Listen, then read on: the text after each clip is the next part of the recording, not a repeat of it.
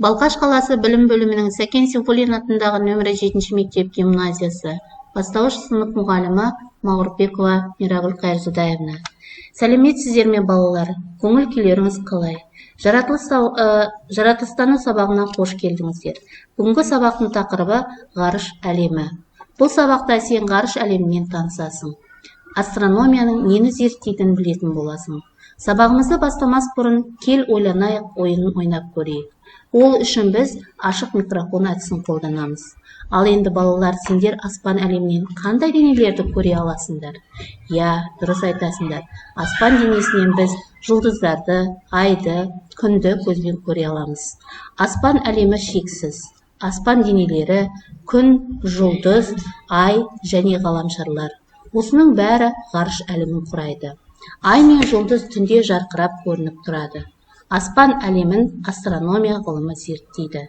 Ал енді балалар, келесі бейнероликке назар аударайық.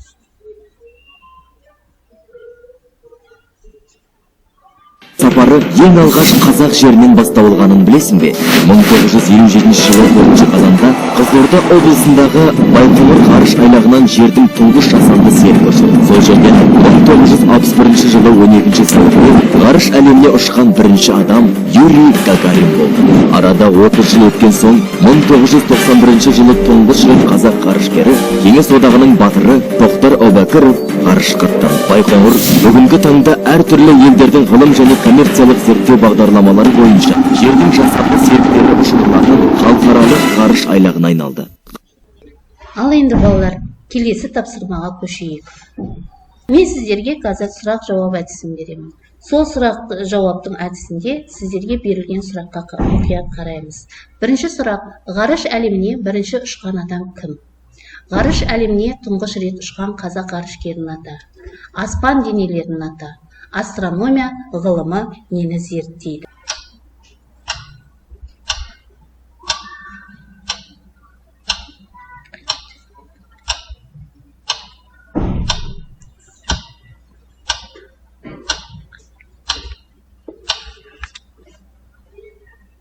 Дұрыс балалар, енді дұрыстығын тексеріп көрейік.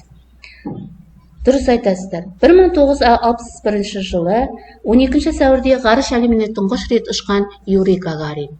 Ғарыш әлеміне тұңғыш рет ұшқан қазақ ғарышкері Тоқтар Әубәкіров. Екінші сұрақтың жауабы аспан денелерінің аты. Ай, күн, жұлдыз, ғаламшар. Астрономия аспан әлемін зерттейді.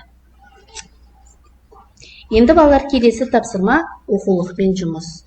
Оқулығымызды ашамыз. Сіздерге оқулықта сурет берілген күн жүйесіндегі ғаламшарларды ата. Оқулықтағы суреттерге қарап отырып, біз аспан әлеміндегі ғаламшарларды білеміз. Ол үшін аспан әлеміндегі бірінші ғаламшар Меркурий, күн, Марс, Сатурн, Шолпан, Жер, Юпитер, Уран, Нептун. Жарайсыңдар балалар, өте тамаша орындап шықтыңыздар. Енді балалар, келесі тапсырмамыз дәптерінен жұмыс. Ол үшін дәптерімізді ашамыз. Сіздерге берілген ғарыш денелерін тауып бояймыз. Суреттерден ғарыш денелерін тауып бояймыз.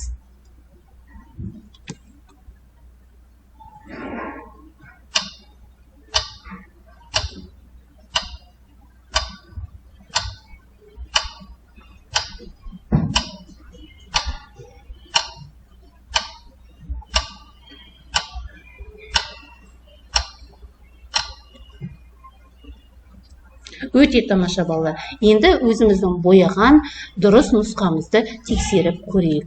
Жарайсыңдар. Барлықтарында осылай боялды деп ойлаймын. Тамаша, жарайсыздар.